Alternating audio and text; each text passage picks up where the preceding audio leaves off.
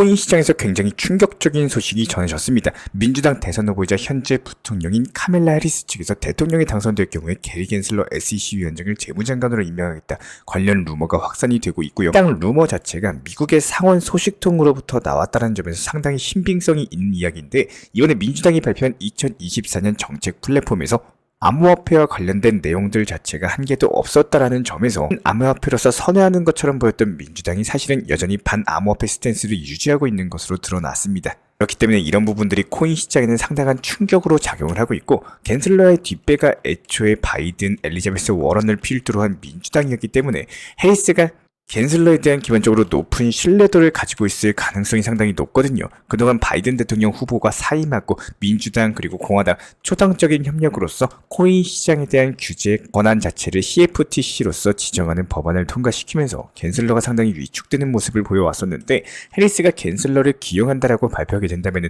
SEC가 코인 시장에 대한 강압적인 규제를 다시 한번 재개할 수가 있고, 해당 일환으로서 리플과의 소송에 항소할 가능성도 높아지게 됩니다. 겐슬러가 재무장관으로서 임명되는 것 자체가 리플에는 엄청난 악재로 작용을 하게 되는 건데, 안 그래도 지금 미국 SEC 측의 항소 가능성 자체가 계속 거론이 되면서 리플의 발목을 잡고 있는 상황이거든요.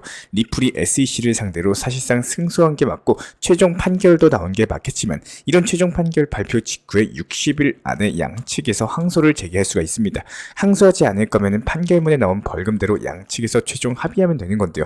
아직까지 해당 절차를 밟은 상황은 아니기 때문에 결과적으로 리플이 지금 4년간의 소송 자체가 끝났음에도 불구하고 시원하게 폭등하지 못하는 이유가 이런 것들 때문이에요.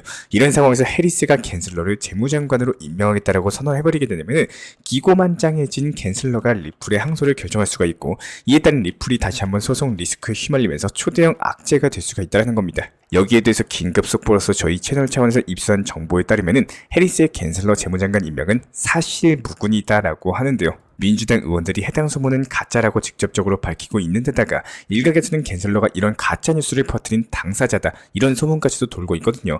그 정도로 현재 민주당 내부적으로 얼토당토 않는 이야기라고 일축하고 있는 상황이고, 그렇기 때문에 다행인 거는 SEC 측의 항소 가능성은 다시 바닥을 찍고 있고, 이에 따라서 리플 투자 심리도 회복을 하고 있고요. 리플이 SEC 측과 최종 합의 소식을 발표하게 되면은 그동안 6년 동안 축적해왔던 삼각 수렴 패턴을 마무리하면서 리플 코인 2만원까지도 돌파가 전망이 되고 있는 상황입니다. 게다가 이번에 SEC가 미국 최대 암호화폐 거래소 코인베이스 측에서 소송을 당하면서 계속해서 압박을 받고 있는 상황인데요. 코인베이스 같은 경우는 SEC가 이더리움 증권성 조사 당시 수사기관으로서 정보 요청 의무를 준수하지 않았다라는 이유로서 정보공개법 소송을 제기를 한 건데, 이에 대해서 미국 SEC가 이더리움 수사를 비공개로 진행할 당시에 필수적인 조사 문서를 공개하지 않았다라고 합니다. 안 그래도 SEC가 자의적이고 강압적으로 코인 시장에 대해서 규제를 해왔었는데, 여기에 대해서 필수 정보까지도 알려주지 않는다는 건 정말로 큰 문제거든요. 그렇다면 이에 따른 규제 집행 자체가 투명하게 이루어진다는 건 기본 중에 기본인데, 이런 것들이 지켜지지 않았다는 게 수상한 게 있다는 겁니다. 상호 간의 신뢰를 훼손하고 규제 불확실성에 대해서 높이는 행위이기 때문에 이런 것들로 암호화폐 시장 자체가 혼란에 빠지게 되는 거고, 그렇기 때문에 코인베이스가 이런 부분에 대해서 문제를 삼았고, 여기서 SEC가 제대로 해명하지 못하고 처벌까지도 받게 된다? 코인 시장의 규제의 권한을 잃을 수도 있겠죠. 그래서 미국 SEC가 트럼프와 법적인 문제 양쪽에서 상당한 압박을 받고 있는 상황인데, 특히나 법적으로서 흔들리고 있다 보니까 해당 부분이 리플 소송에는 긍정적인 영향을 끼칠 것으로 기대가 되고 있습니다. 여기에 대해서 현재 시장에 숨통이 트이는 소식이 하나 전해졌는데요. 바로 자산운용사 반에크 측에서 솔라나 현물 ETF를 신청했다는 소식입니다. 리플이 아니라는 점에서 아쉬운 부분은 있겠지만, 현재 코인 시장의 가장 큰 문제가 되는데, 현재 코인 시장에서 가장 큰 문제가 되는 게 바로 호재가 없다는 거거든요. 그런데 이번에 솔라나 ETF가 시장 호재로 작용하면서 해당 소식이 전해진 이후에 코인들이 일제히 상승폭을 기록하기도 했습니다.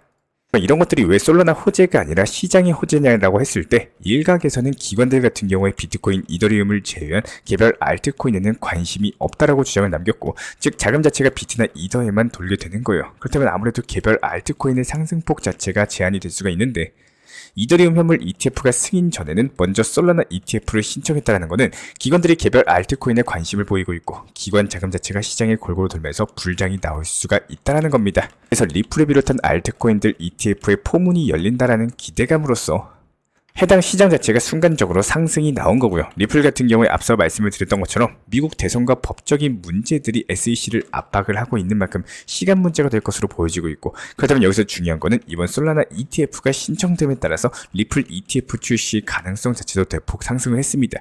기관들이 추가적으로 솔라나 ETF에 대해서 신청을 하게 된다면은 여기서 투자 심리가 다시 살아나면서 리플을 비롯한 코인 시장에 훈풍이 불 수 있을 것으로 전망이 되고 있습니다.